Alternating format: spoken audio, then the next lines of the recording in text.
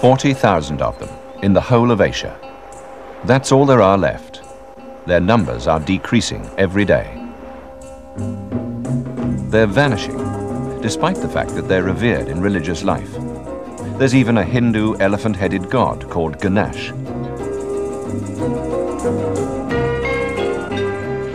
Desperate last-minute measures are being taken to preserve what's left. In Sri Lanka, a whole herd of fully grown elephants has been darted and moved to safety. We'll take part in that hazardous operation.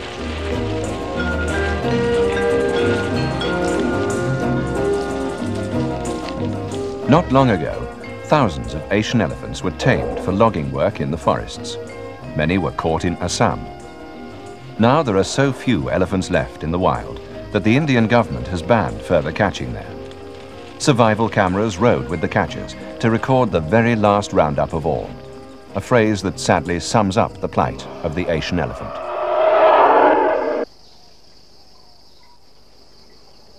Though it's the animal most people are familiar with from circuses, the Asian elephant is very seldom filmed in the wild.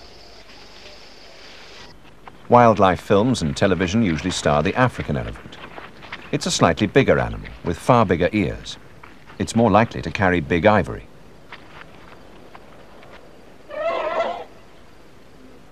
The Asian model has a much more domed forehead. The ears are comparatively insignificant.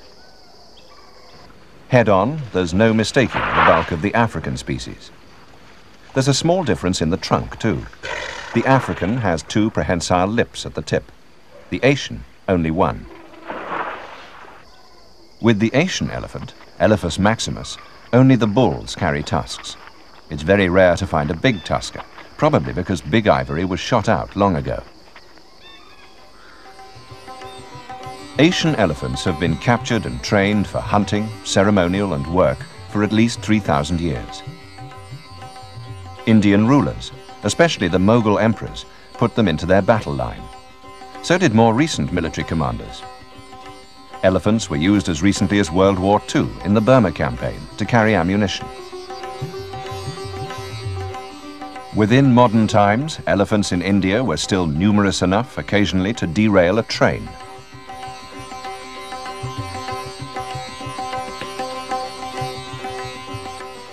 Some Maharajas, now even thinner on the ground than elephants, had over 1,000 elephants at their disposal. Some were trained to put on fighting displays.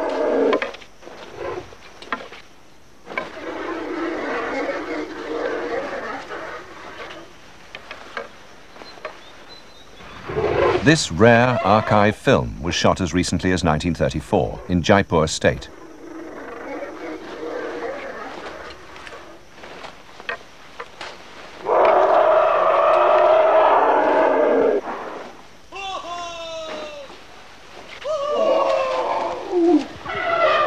Rather like some disappointed boxers, the loser doesn't take defeat in the ring too kindly.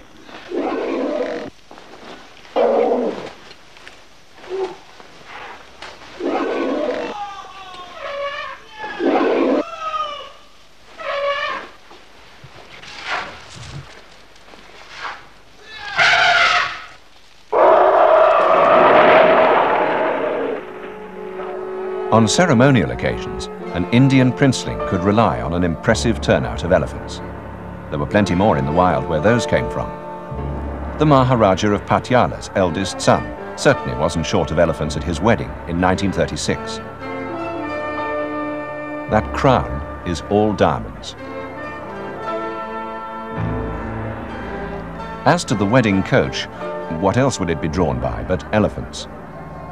The importance of these scenes is that they reflect how large the wild population must have been to provide as many elephants as even a Maharaja could wish.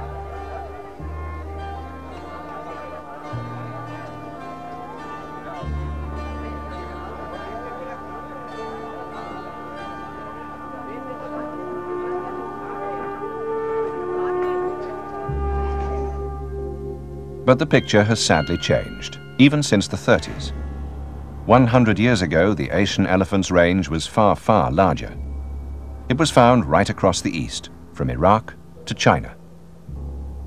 Today, these are the isolated pockets in which Asian elephants linger on.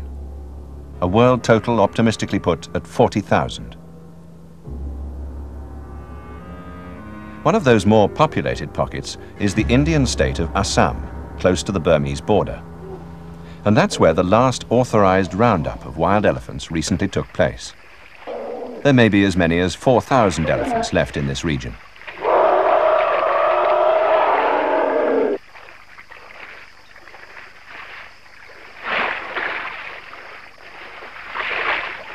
The question is often asked, why is it always the Asian elephant that is taken out of the wild and put to work for man? Why not the African? Well, certainly they seem to behave in much the same way in the wild state.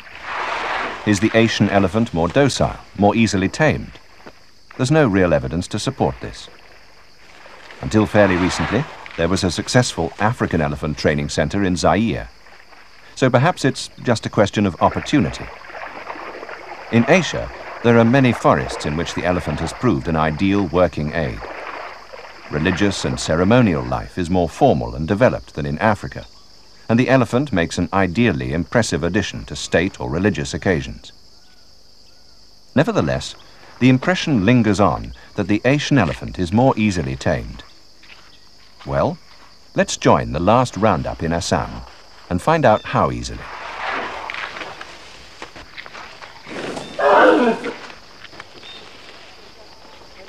One of the tribes who specialize in catching wild elephants are called the Singpos. Their ancestors have been capturing elephants by the same traditional methods for several thousand years. There are two basic techniques. The kedda, in which elephants are driven across country into a stockade, and the mela shikar, when the herd is pursued on elephant back, the calves separated and roped. Both are highly dangerous. Before you can start catching, it's necessary to build a camp in the jungle. The kumkis, or tame elephants, who will be used in the catching, do all the lifting and carrying. Their calves go everywhere with them.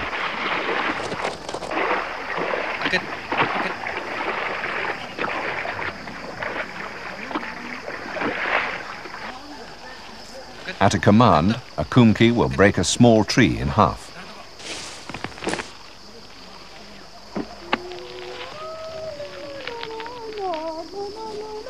The trade of elephant catching is handed down from father to son. Now it will probably die out. The striped jacket is the proud uniform of a Singpo elephant catcher.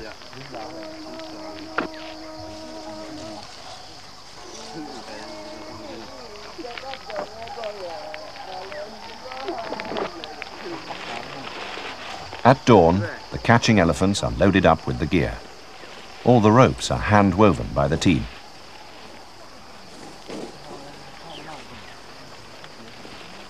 Reconnaissance over the past few days has shown that there's a wild herd with calves very close by.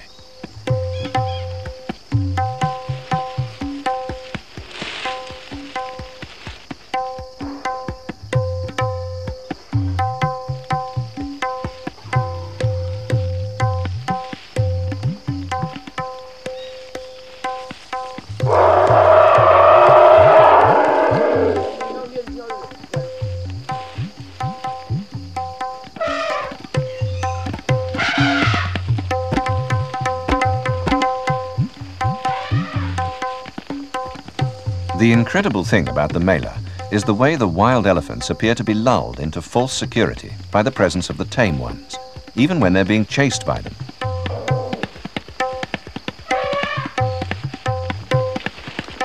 Right in, close to the herd now. The catchers throw a lasso, but miss.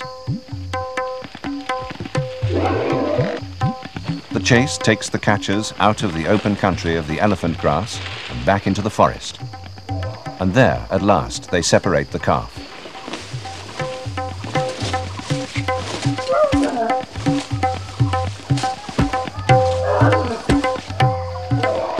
Securely roped, the calf is led back to the training camp. Using the mela method, only young elephants can be captured. Just imagine trying to rope a fully grown beast weighing 6 tons. The keddah is something different. This is the keddah, or stockade. It looks too flimsy to hold a herd of angry, captured elephants. But the springiness of the walls is backed up by solid timber supports. The principle is that it gives, but doesn't break. The drive towards the keddah starts in late afternoon.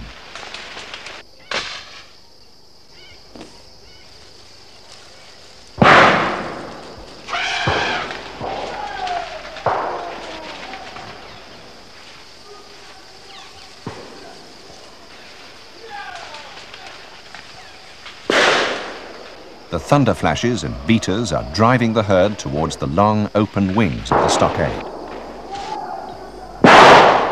By the time the herd is close to the opening of the keddah, it will be too late for them to turn back. The noise behind persuades them to keep going, and now dusk is falling, so that the funneling walls of the stockade will be concealed.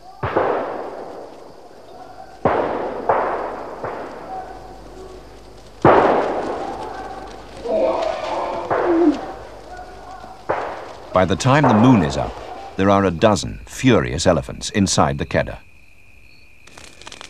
Fire is a vital element in keeping them there. Without a ring of intimidating fires around the stockade, the captured herd might easily succeed in smashing its way out.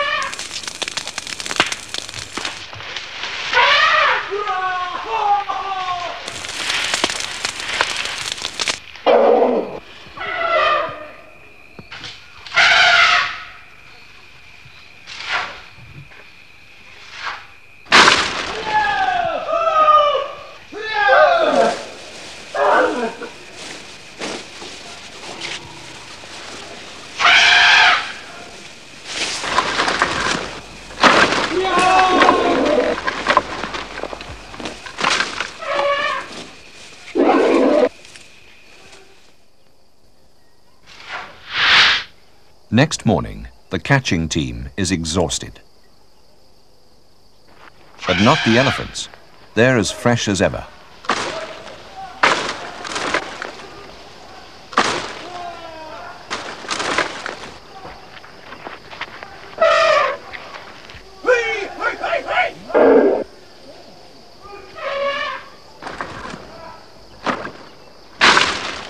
The head of the catching team has to decide when to go in and get the elephants out.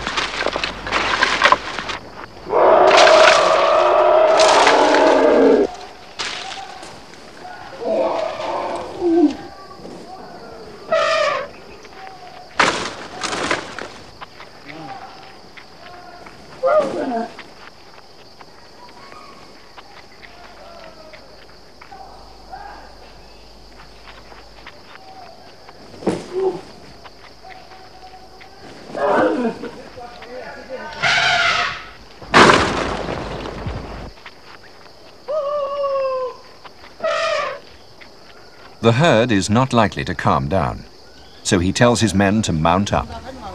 And this is the amazing part. The Singpos are going to ride in among a herd in dangerous mood, relying on the fact that the captives will accept the tame elephants as friendly and won't even think of snatching man, the enemy, from their backs. It's an awesome moment.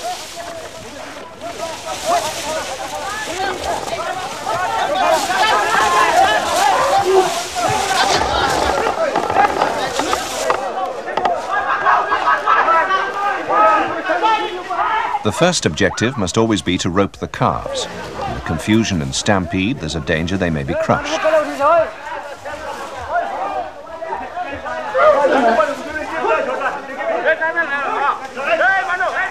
Quite unbelievably, the wild elephants accept the tame intruders.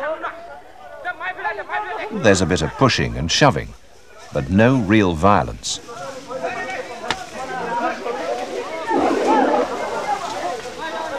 How easy it would be to grasp one of the men with an upstretched trunk. But the thought never seems to occur to the captured elephants. A cow is pushed out of the way so that a rope can be got onto her calf.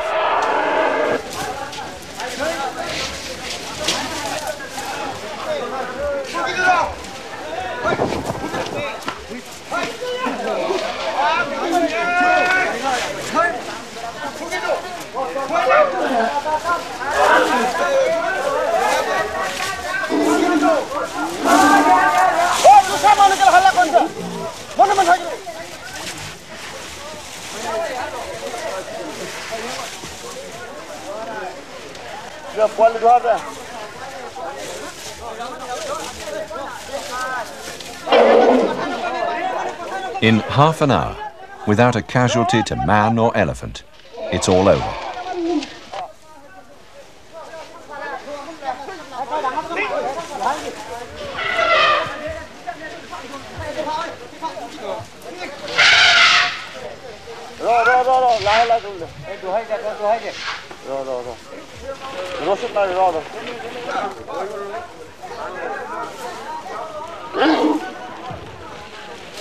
The actual keddah is complete. Now the training can begin.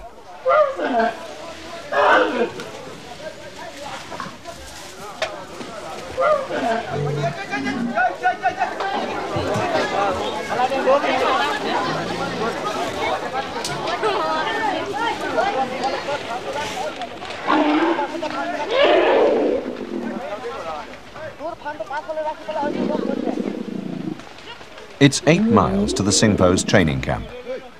Tethered like a chain gang between the Kumkis, the captives go quietly. It's almost as if they'd never been wild elephants, only the day before yesterday.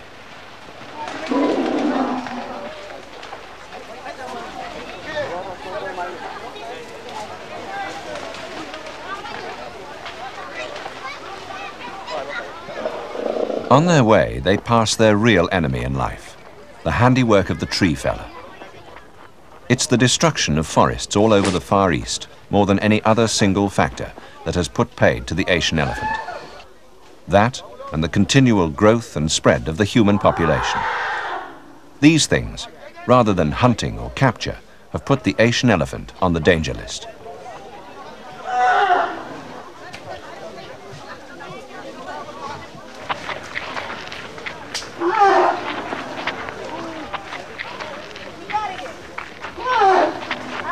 The Kumkis maneuver a captive into position. They're acting rather like jailers. For the first 2 days, the prisoners will have to be tied up. If the initial stages of training aren't exactly kind, they aren't too cruel either.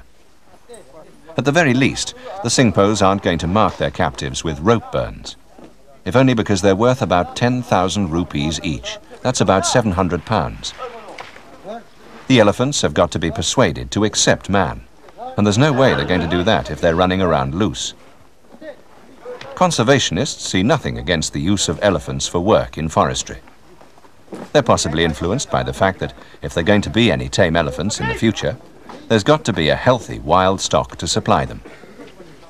Asian elephants don't readily breed in captivity. In fairness to the Singpos, they showed a high regard for both the tame and wild elephants.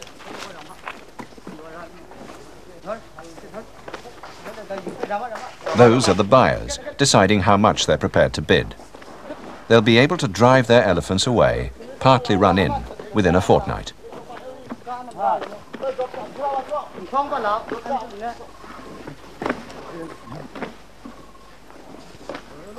At last, all the captives are tied up for their first 2 sad but essential days in solitary confinement.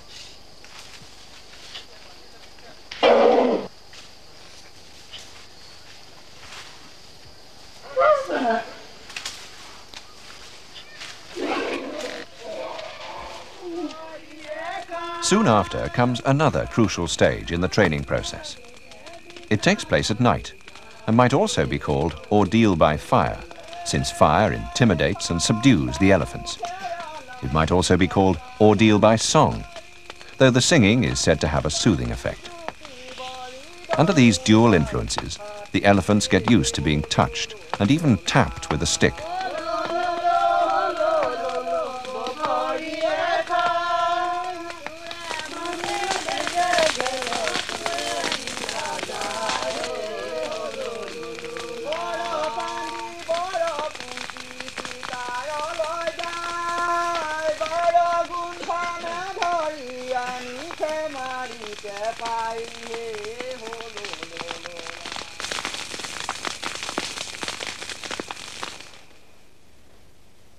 After that, they can be taken out in daylight on the parade ground to learn the basic commands their mahouts will give them.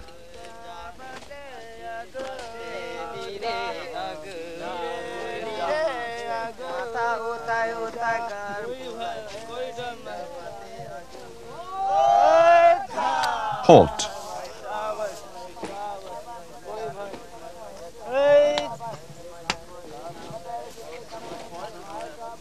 Reverse.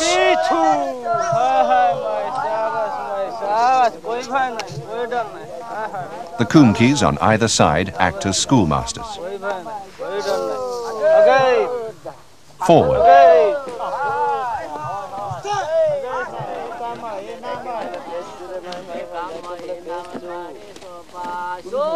Turn right. The mahout reinforces the command each time with leg pressure, just as if riding a horse.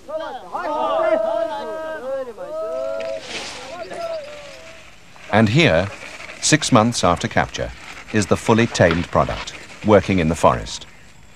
These logs, by the way, weigh at least 2 tons.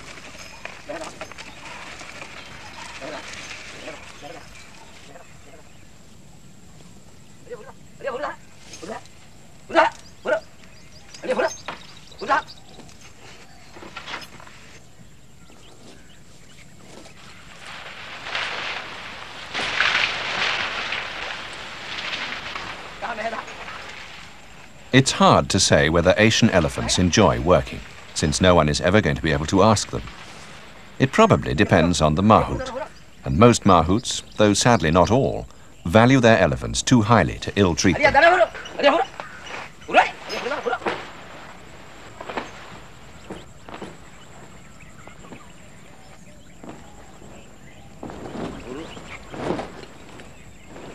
What is certain is that there's a place for working elephants, especially in mountainous regions and over difficult terrain where machinery can't easily operate.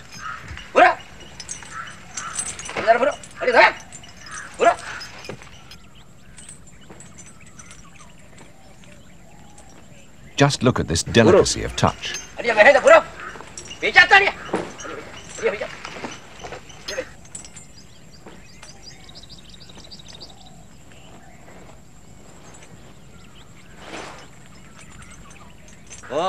Elephants are cheaper than machines too, and they don't contribute to the energy crisis by burning up fossil fuels. Their fuel is all around them. It literally grows on trees, and they don't need maintenance or spare parts.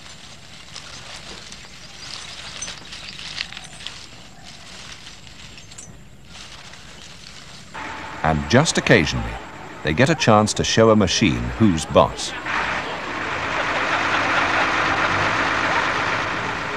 So much for trained elephants. But what of the problems facing the Asian elephant in the wild? To experience those, we must journey to Sri Lanka.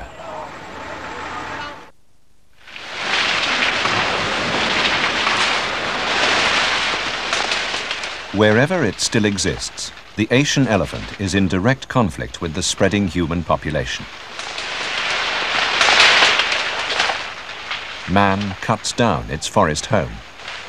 Confined in smaller and smaller areas, the elephant has no choice but to wreck man's forests and crops.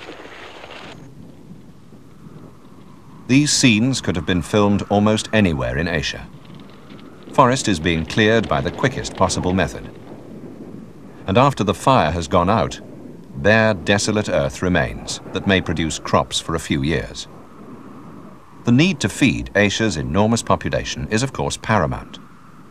But all too often, the destruction of forest is unplanned. As a result, erosion sets in. Dams intended to irrigate the newly cleared land silt up within a few years. Even the climate can be changed by wholesale destruction of forest. The elephants are the incidental victims. Elephants not only require a great deal of food, around 600 pounds per day, but they need a very large natural supermarket in which to shop. For instance, in the dry season, the leaves wither and fall in a deciduous forest like this. So the elephants move, or rather used to move, to an evergreen forest or an area of grassland. Now, there's no longer room to do so. One of the last real hopes for the Asian elephant lies at the southernmost tip of the Indian subcontinent, in Sri Lanka. Sri Lanka has population problems like anywhere else, but it has the determination to solve them. It also has between 3,000 and 4,000 elephants in an island only 270 miles long by 130 miles wide. 100 years ago, there were 12,000 elephants here, but that was before the British planters started shooting for sport and to protect tea and coffee estates in the hills. So elephants only survived in the less fertile, dry lowlands. Lately, however, these areas have been increasingly developed for agriculture, with the result that Sri Lanka has a number of what are called pocketed herds. Here, at Deduru Oya, a once 150-strong herd of elephants has been reduced to 17 animals, isolated amid plantations. The elephants lie up in cover during the day and come out raiding the coconut palms at night.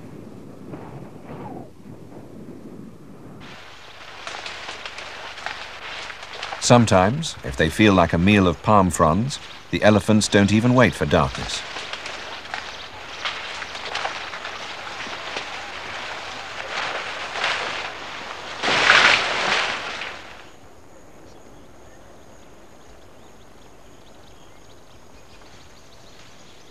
The urgent problem is to do something about pocketed herds like the one at Deduru Oya. The team for the operation depended on the bushcraft and the coolness of the Sri Lankan rangers. No one had ever successfully moved a fully grown elephant before. Where pocketed herds exist in Africa, it has been necessary to shoot all the adults to save the calves. But in Sri Lanka, the wildlife authorities had an untried weapon. They also had one of the world's most experienced capture experts, Dr. Ian Hofmeyer, veterinary officer of the Etosha National Park, Namibia, who gave his services voluntarily. Darting in dense scrub jungle was more hazardous than anything Hofmeyer had encountered in Africa. Visibility was usually about 10 yards. He was using a new Belgian drug called carfentanil. The first elephant was peacefully asleep within minutes of the dart striking. The white scar is a bullet wound. This first cow was no exception. Every single one of the 10 animals eventually saved had been peppered with shot.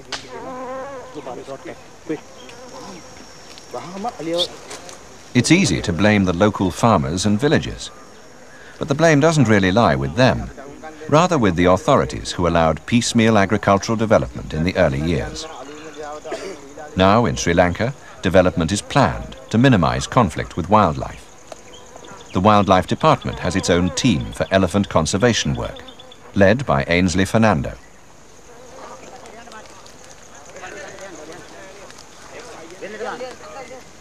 The most available weapon to defend crops is almost always a shotgun, firing large slugs which wound rather than kill and set up festering sores. Dr. Netasinghe, head of the Sri Lankan veterinary team, treats the wounds with antibiotics as soon as the lead has been removed.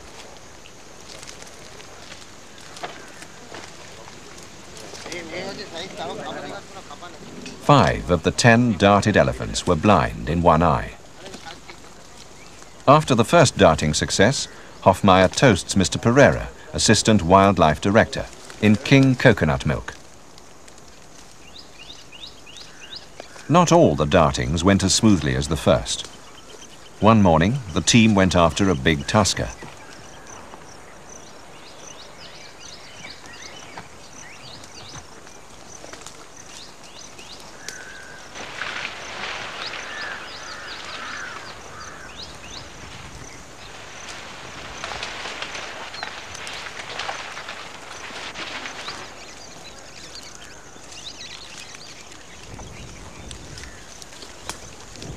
The tusker charged, running down survival cameraman Dieter Plage, who rolled clear with his camera still running.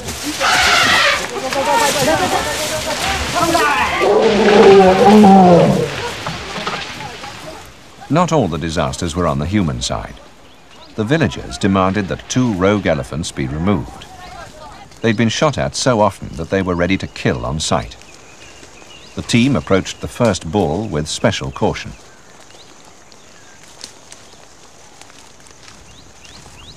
Hofmeyr fired his dart. When the rogue bull disappeared into thick cover, they used thunder flashes to drive away the rest of the herd.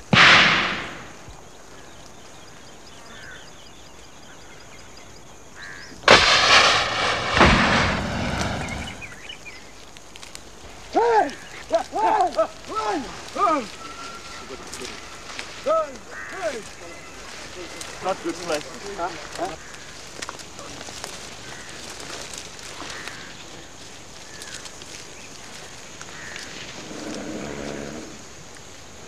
The dart had struck successfully, but success this time ended there.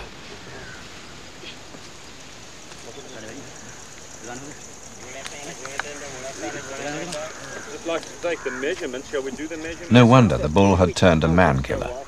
Not only was he riddled with buckshot, but he was blind in both eyes. There was nothing to do but put him out of his misery. Now we come to the untried weapon, which for the first time in the history of wildlife conservation made possible the movement of an entire group of elephants, weighing up to 5 tons. This is the weapon, a trained elephant. The darted elephant has been given a tranquilizer. That's standard practice. But how do you persuade a fully grown elephant to go where you want it to? That's where the trained or monitor elephants provide some friendly persuasion.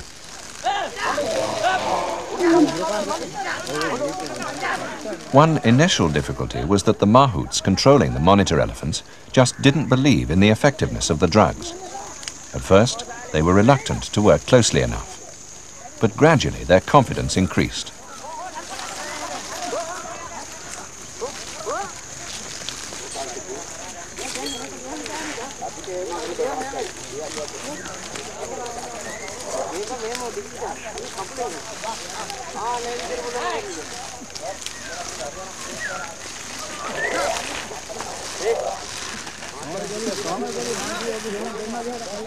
As with the capture of the wild elephants, the presence of the trained animals calms things down. Now there's a tranquilizing drug to help as well. But it's the monitor elephants who make the whole operation possible.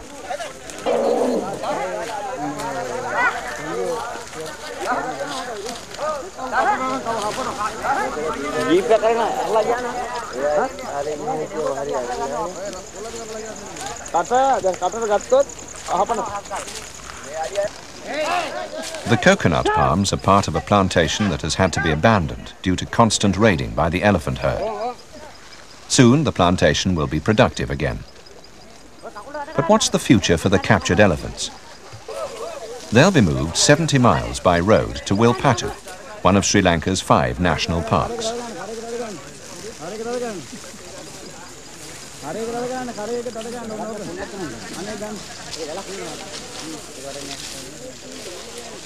A measure of the success of the tranquilizer is that the elephant is ready to eat, though still under the influence. As more elephants are brought in for their journey to Wilpatu, the size of Sri Lanka's problem becomes obvious. People appear from all directions. They all live nearby, and people and elephants just do not and cannot mix. People, especially hungry people, must always come first. Elephants, second. Sri Lanka feels that it has a chance, with good planning, of including most of its present stock of elephants in its design for living.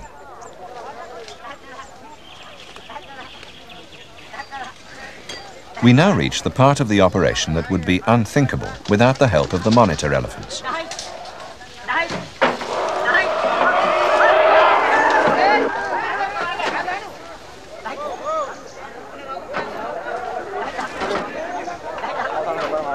Problem: to persuade an adult wild elephant to get into the back of a lorry.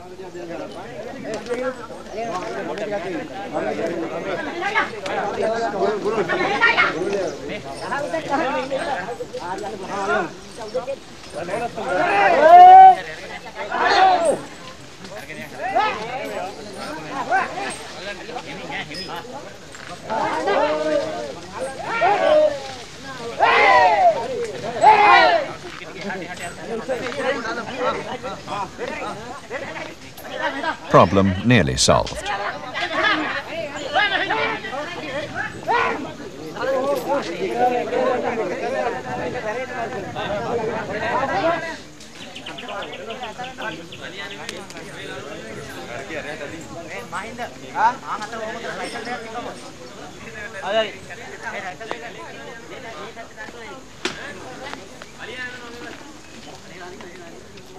Problem totally solved. Elephant aboard, tied up, and happily eating. The journey to Wilpatu National Park can take from 3 to 5 hours, according to the weather.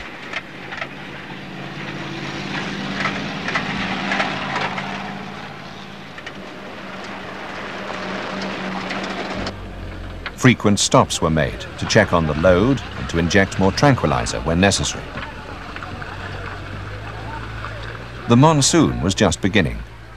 Several times the convoys ran in and out of typical pre-monsoon cloudbursts.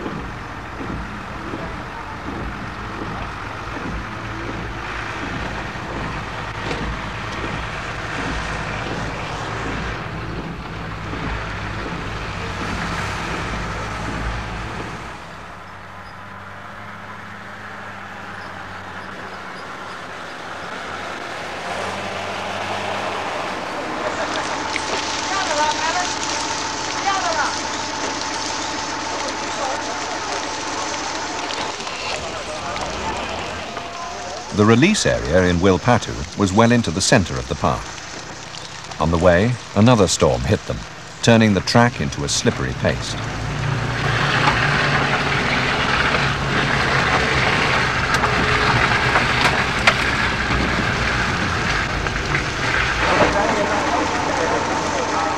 Linda Alwis, director of Sri Lanka's parks, promoted and masterminded the operation. Indeed, the whole future of Sri Lanka's elephants is his concern. In this, fortunately, he's backed both by Sri Lanka's president and premier.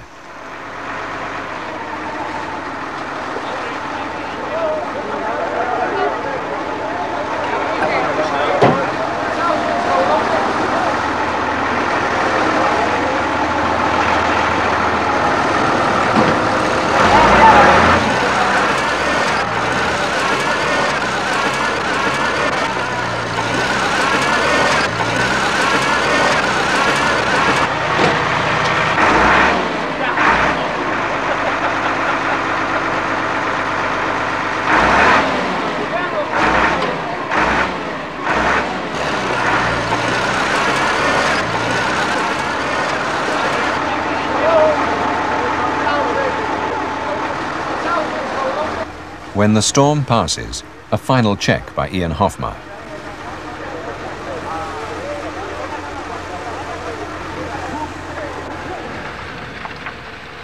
Tracks dry quickly on Wilpatu's sandy soil. Now it's good going all the way to the release point.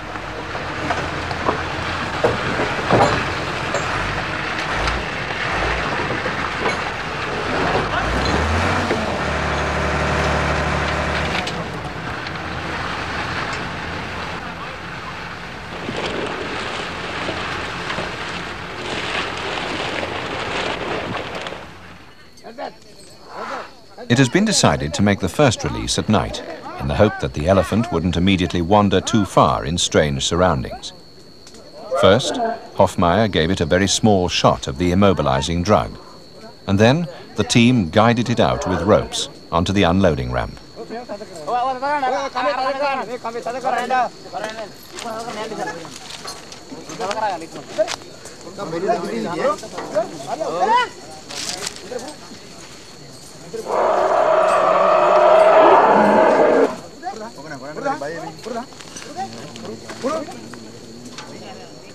Once it was asleep, the ropes were removed.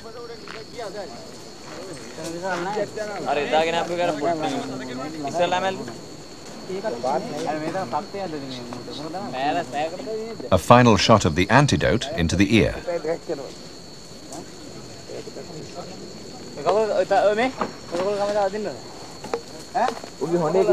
And then it's time for a prudent withdrawal.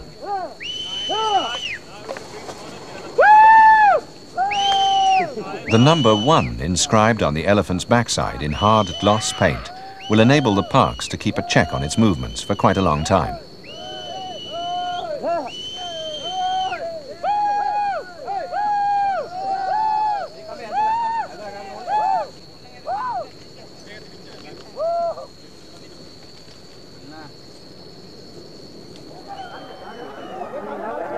They say that an elephant never forgets. One cow certainly didn't. She remembered where she'd come from and walked back 50 miles across country in 4 days to the forest where Ian Hofmeyer had darted her. And there, she did her best to kill him, charging and nearly running him down. He believes she returned to look for her calf, which was sickly and had been taken after capture to Colombo Zoo for treatment.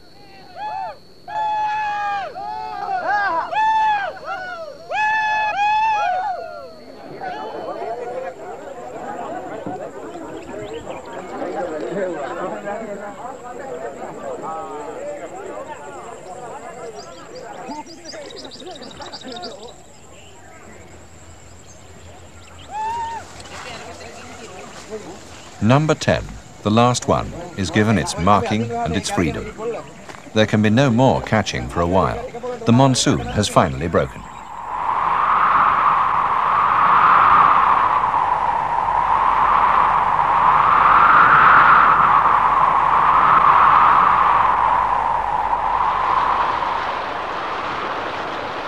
The arrival of the monsoon rains is a joyous time for Sri Lanka's elephants. Watching these animals take a quite unnecessary bath is the nearest thing to singing in the rain since Gene Kelly.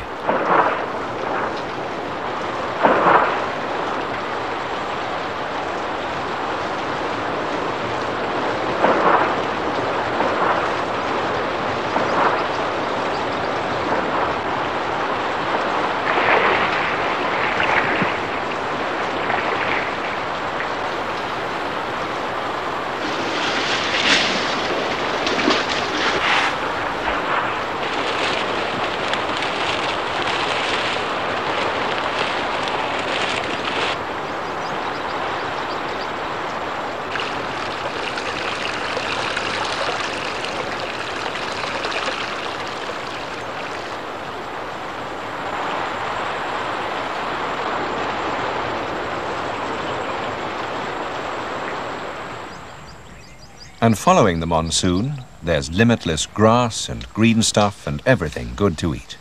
You can almost forget for the moment that the Asian elephant has a problem.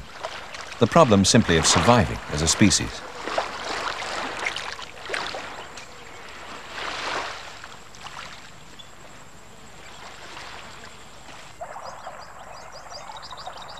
In Sri Lanka, elephants have probably got a better chance than anywhere. And not just because of a few spectacular rescue operations. 10% of this small country consists of national parks and reserves, and that's unique in overpopulated Asia. Though a huge clearance scheme for agriculture is underway, forest corridors for elephant movement between parks are being left intact and will be fully protected.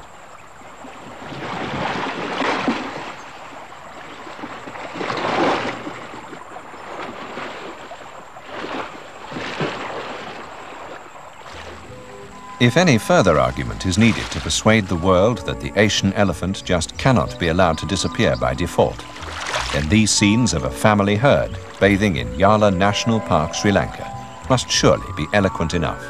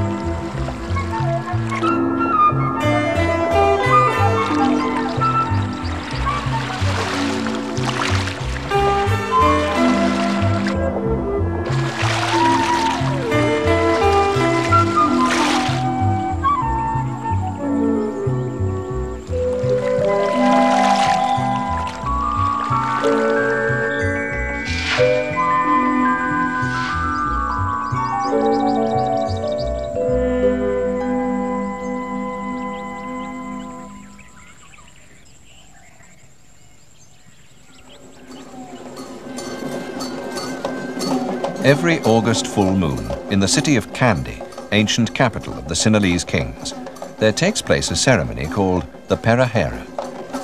Perahera simply means procession, but this is probably the most spectacular procession on Earth. And what makes it so is the splendor of the 100 richly caparisoned elephants who take part. The most spectacular elephant of all is the giant tusker Raja, who carries on his back the sacred tooth relic of the Lord Buddha. The tusker leaves the temple and stalks through the streets of Kandy, while acolytes unroll a white silken carpet for the great elephant to walk on.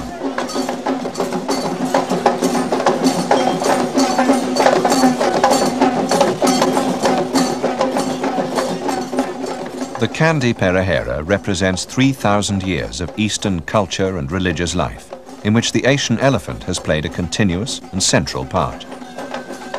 It's impossible to watch the splendor of this ceremony without asking whether we're within sight of its disappearance. What would the Perahera be without its elephants?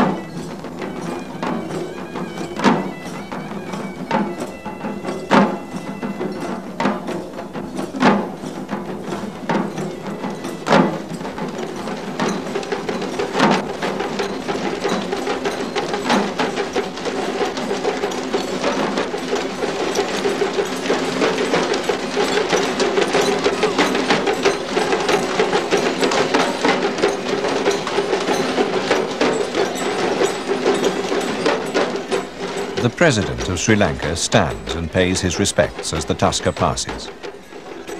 It's as well to remind ourselves where the elephants in the Perahera came from. They came from the wild. Asian elephants seldom breed in captivity. The only question now is how much longer they'll continue to live and breed in the jungles of Asia.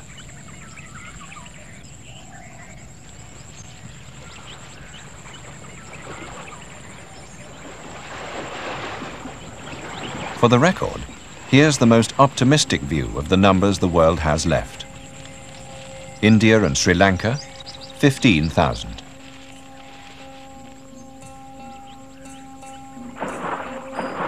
The mainland of Southeast Asia, 19,000. The islands of Southeast Asia, 6,000. It may sound a lot, but spread over that huge area, it isn't nearly enough.